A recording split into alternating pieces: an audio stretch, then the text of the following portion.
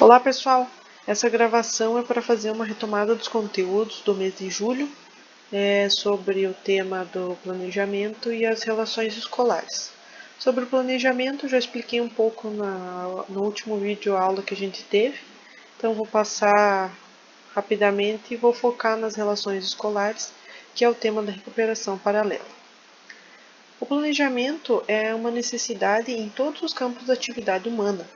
Então, na nossa vida, o planejamento está inserido muitas vezes sem a gente perceber.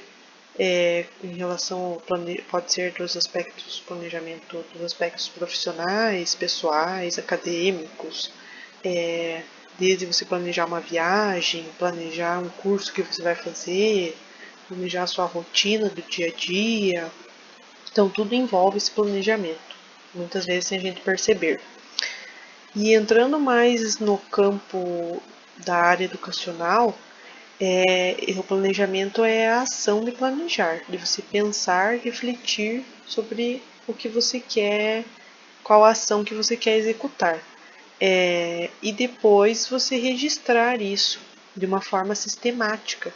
Então, o planejamento você tem umas etapas a seguir, procedimentos, estratégias que você precisa especificar e no final, ele forma um documento que norteia a prática pedagógica. No meio educacional, existem vários níveis de planejamento. Eu já falei um pouquinho sobre isso em relação à hierarquia dos planejamentos. Existe um planejamento nacional, que seria a BNCC, depois um planejamento estadual, proposta curricular, até chegar nos planejamentos que envolvem o cotidiano escolar, que seria o plano político-pedagógico, o plano de ensino e o plano de aula. O plano político-pedagógico é um documento mais global, que vai apresentar orientações gerais relacionadas à escola e à comunidade em que essa escola está inserida. O plano de ensino já é um documento específico para uma determinada turma, onde vai apresentar os conteúdos que serão trabalhados num determinado período de tempo, seja ele um ano ou um semestre.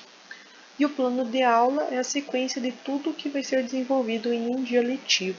Então, é o que o professor programa para aquele dia de aula, onde ele especifica os conteúdos, os objetivos, os procedimentos, os recursos que ele vai utilizar para desenvolver aquela aula. As relações escolares. Aqui vai apresentar alguns conceitos e opiniões de autores relacionados especificamente à didática e o que eles falam sobre as relações escolares. Primeiramente, segundo Libani, a relação professor e aluno é mediada por dois aspectos. O diálogo na relação pedagógica, então envolve o aspecto cognitivo e o aspecto socioemocional. O aspecto cognitivo está ligado ao cognitivo. A criança vai à escola para desenvolver os conhecimentos. E então os conteúdos que vão ser ensinados pela escola, as tarefas relacionadas à aprendizagem. No aspecto socioemocional são as relações pessoais entre o educador e a turma. Então esses aspectos, como diz ali, os domínios cognitivo e emocional não existem nem se manifestam sozinhos. Somos seres integrais e essa divisão é meramente para estudo. Então, o professor não pode simplesmente se deter de desenvolver esses conhecimentos, de promover a aprendizagem dos alunos, sem conhecer esses outros aspectos relacionados ao social, ao emocional. Então, ele precisa ter um conhecimento em todas essas áreas para que possa ter um melhor aproveitamento na sua prática pedagógica. E esses aspectos emocionais socioemocionais, envolvem você conhecer a realidade da criança, a realidade do indivíduo. Todo indivíduo tem uma carga que ele carrega, uma carga emocional do ambiente, da família que ele veio. Então, por isso que ele diz ali relações pessoais, porque você vai acabar conhecendo um pouco da intimidade do indivíduo mesmo. Você precisa conhecer um pouco como que ele é, onde que ele vive, qual que é a estrutura familiar dele, a questão social dele, para você poder, a partir daí, também vai influenciar no seu planejamento. Você conhecer esses aspectos para você poder ter conseguir desenvolver um planejamento que atinja essa tua turma e que você consiga ter um melhor aproveitamento disso. A graduação, os cursos, eles apenas abrem os campos de estudo de uma forma geral. E aí, no decorrer da carreira, o professor ele vai aperfeiçoando esses conhecimentos para ele poder conseguir gerir melhor as situações quando elas acontecem e aperfeiçoar assim a sua prática, conseguir quando acontece alguma situação inesperada, resolver da melhor maneira possível, sem gerar interferências no processo, no andamento da aula, da aprendizagem, e nem gerar desgaste tanto para o professor quanto para os alunos da turma. Por que estudar as relações no ambiente da sala de aula é tão importante? É na relação com o outro que o homem é educado. Através do diálogo acontece a transmissão de novos conhecimentos e valores. Paulo Freire foi um dos grandes defensores do uso adequado do diálogo na relação pedagógica. Então é importante você estudar sobre as relações para você conhecer o funcionamento, como que é o processo de desenvolvimento de uma criança, o processo psicológico, as fases do desenvolvimento, como que acontece as relações em um ambiente escolar, tudo isso influencia na sua prática pedagógica, no seu planejamento e numa melhor qualidade do seu trabalho.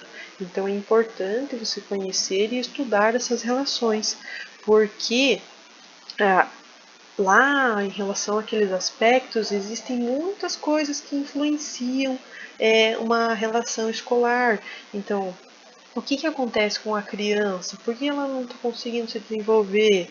Muitas vezes existe um aspecto alimentar, nutricional, que está ali defasado, é uma questão psicológica, são questões sociais.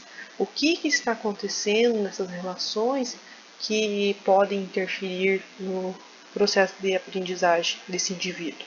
Então é importante conhecer isso para você saber como atuar quando a situação acontecer, saber lidar com a situação para que o processo de aprendizagem aconteça de uma forma adequada, com qualidade.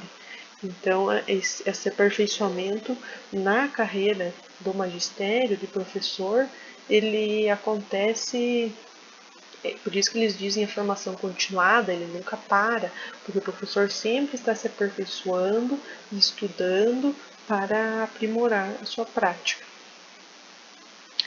Heidtch esclarece que o professor tem duas finalidades essenciais no apoio à aprendizagem de seus alunos.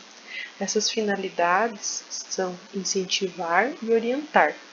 O incentivo e a orientação ao aluno acontecem de diversas maneiras.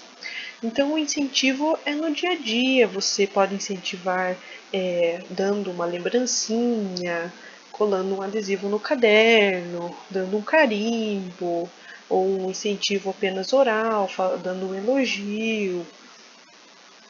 E a orientação também, o professor está o tempo todo orientando os seus alunos, tanto no sentar direito, sentar corretamente, organizar o material. Essas orientações estão expostas muitas vezes na sala em forma de cartaz, ou você leva um vídeo, uma propaganda, um filme de orientação. Então esse incentivo e orientação está cotidianamente no trabalho do professor. Mas o diálogo seria o principal canal para que essas funções educacionais sejam cumpridas. Então, além de você levar um mimo, entregar um adesivo, fazer toda essa orientação, mas, acima de tudo, o diálogo sempre prevalece como sendo o principal canal, É sempre parar e conversar com as crianças, conversar com não só com as crianças, com qualquer situação que você sempre já diz, né? O diálogo é a melhor maneira de resolver tudo. Então é conversando que a gente se entende. Então por isso que ele diz que o diálogo é o principal canal para que essas funções educacionais sejam cumpridas, se incentivar e orientar através do diálogo. E aí, entrando no tema da disciplina, manter a disciplina sem usar o autoritarismo é um dos maiores desafios dos professores. Disciplina em sala de aula. Falar em disciplina é falar de autoridade do professor. Aí nós temos que compreender bem a diferenciação entre autoritarismo e autoridade.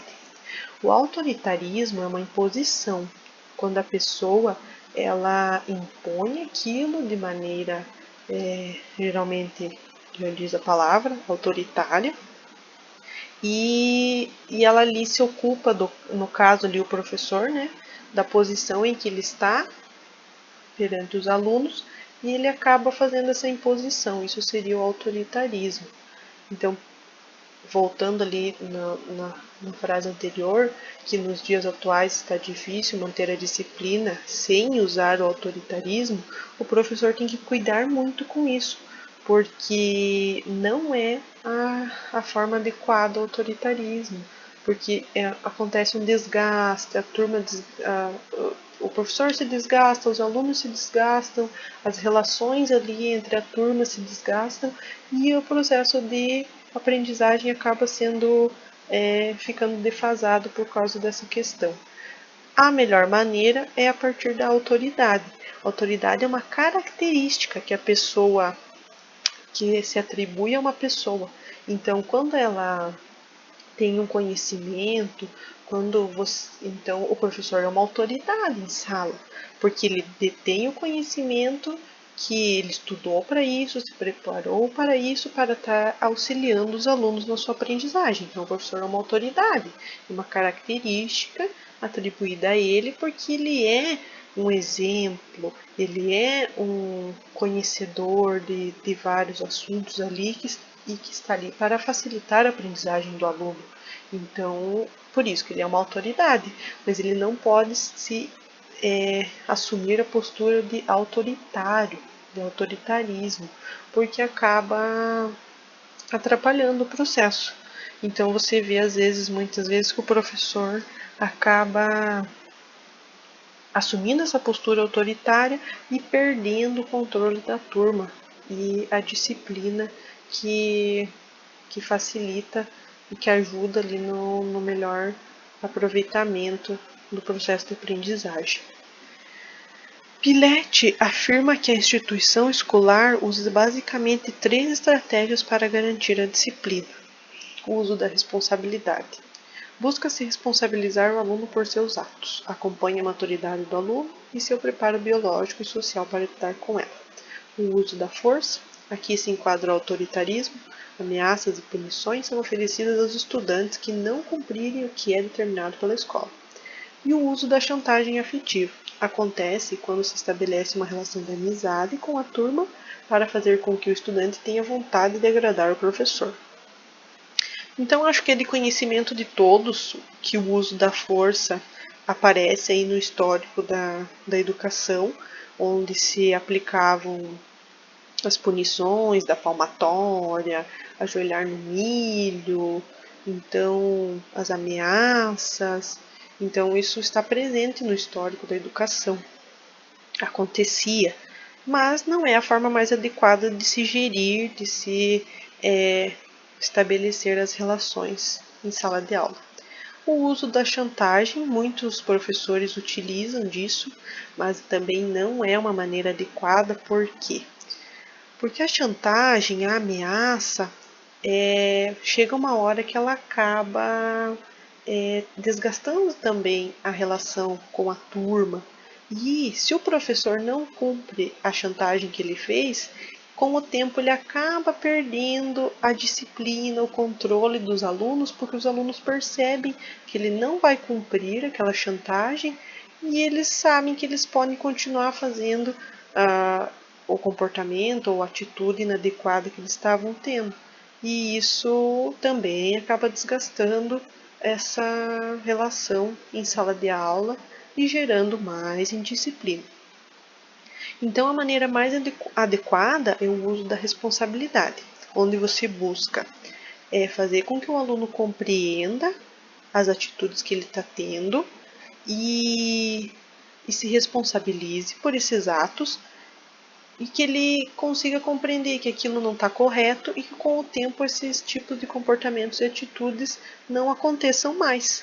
Claro que sempre de acordo com a maturidade da criança, você vai ter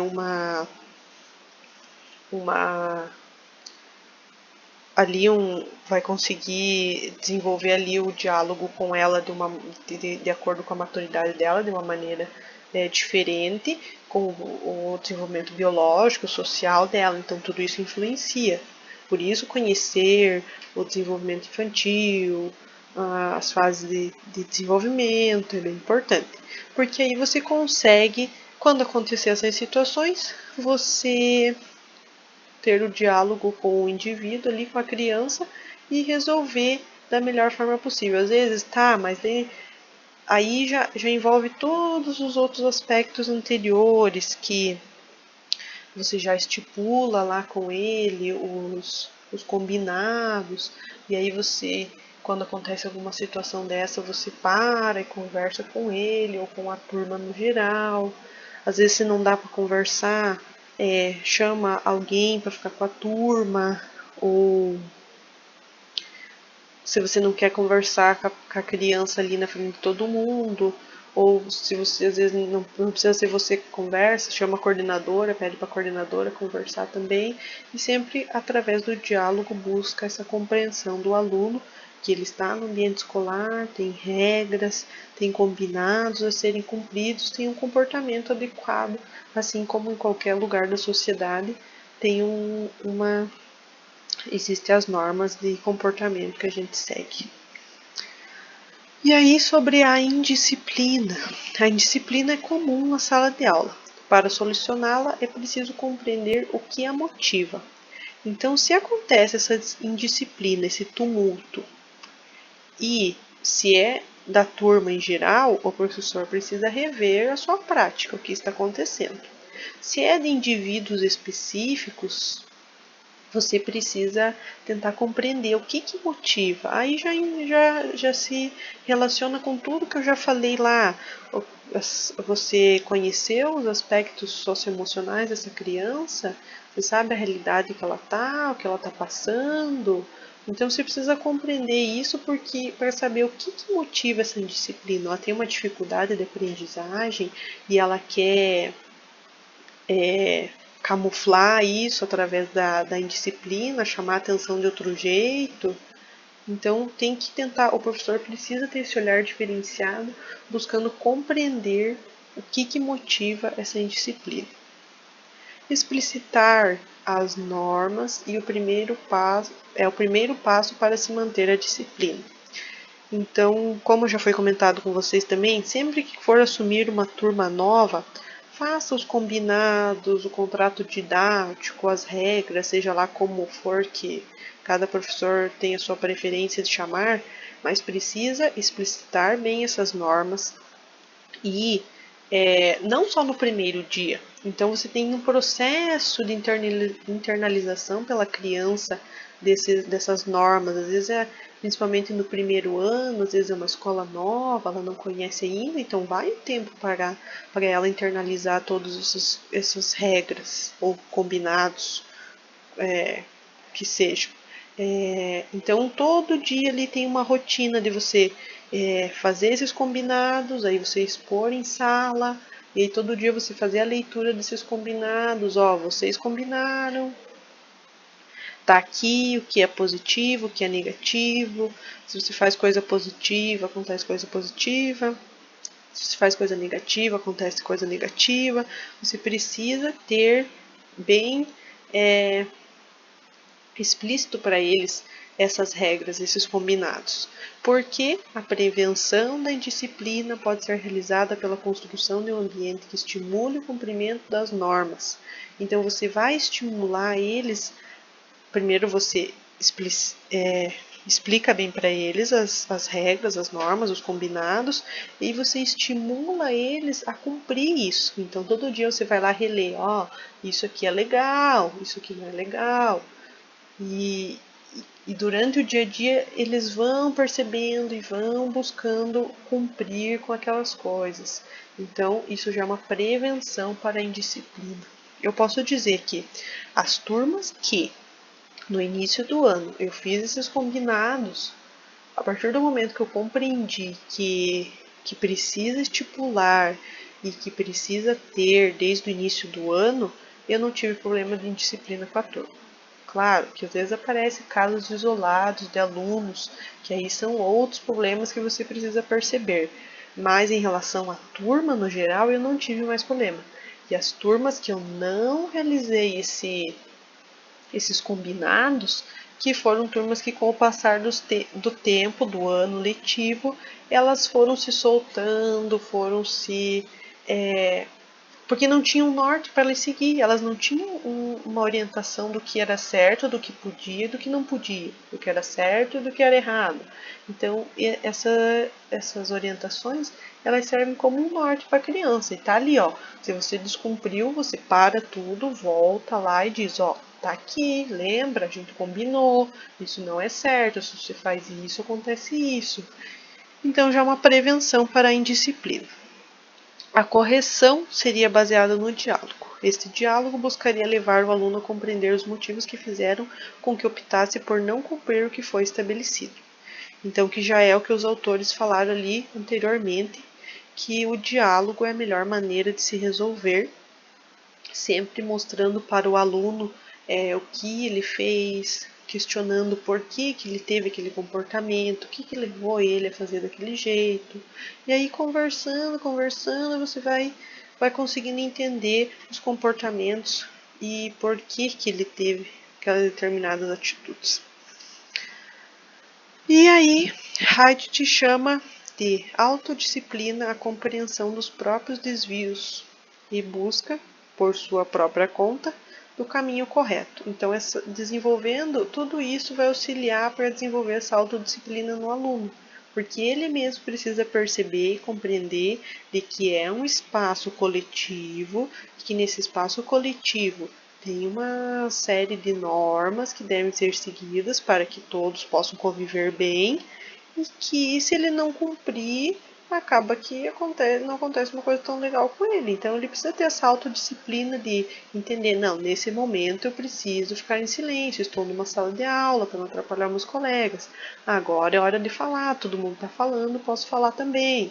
Agora é a hora de fazer uma atividade mais divertida, fora da sala.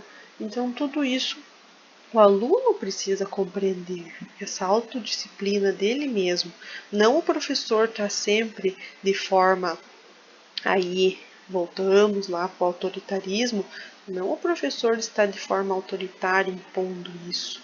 O professor, como autoridade, que é uma característica que o professor assumiu, ele ser autoridade em sala, ele está promovendo que o aluno perceba e reflita sobre as atitudes que ele tem e como que ele deve se portar no ambiente escolar.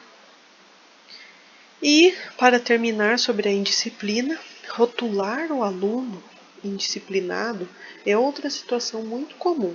Esse rótulo faz com que o estudante busque atender às expectativas que se tem dele. Então, é muito comum os professores acabarem rotulando os alunos. Porque aquele aluno, ou às vezes até rotulam a própria turma. Porque aquela turma.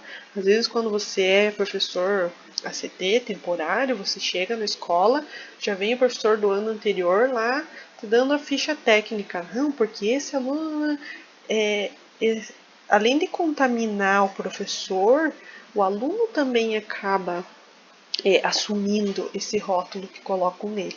Então isso não é positivo, porque o professor tem que ter a sua própria visão sobre os alunos e a turma, e E já entra lá na postura ética do professor também, dele não ficar falando da sua turma, de seus alunos, sua escola para outras pessoas, e que isso, o que falam, o aluno vai internalizando. Falam que ele é o bagunceiro, ele vai internalizando que ele é o bagunceiro e vai ser para sempre o bagunceiro. Então, essa questão de rotular os alunos também é uma questão que deve ser deixada de lado. O professor não precisa ficar rotulando, falando sobre turmas que já passaram por ele ou alunos que já passaram. Isso aí acaba influenciando e contaminando a prática dos outros professores. E para finalizar, sobre a direção de classe. Então, essa direção de classe envolve todos esses aspectos que foram falados aí no decorrer dessa apresentação, que ela é definida como a organização e apresentação do conteúdo por parte do professor ao corpo docente, que são os alunos. A direção de classe é a atividade do professor para organizar e fazer uma aula acontecer. Envolve todas as etapas do planejamento. Então, direção de classe é tudo isso, envolve o planejamento do professor, a atitude que ele vai ter de organizar, fazer a aula acontecer. Para fazer isso, ele precisa conhecer os seus alunos, conhecer sobre como que é a realidade deles, como que o professor vai apresentar esses conteúdos para os alunos, qual forma que eles vão conseguir compreender melhor. Então, tudo isso é a direção de classe, envolve todos esses aspectos, todos estão interligados. Então, seria isso, um pouquinho de revisão sobre esse tema.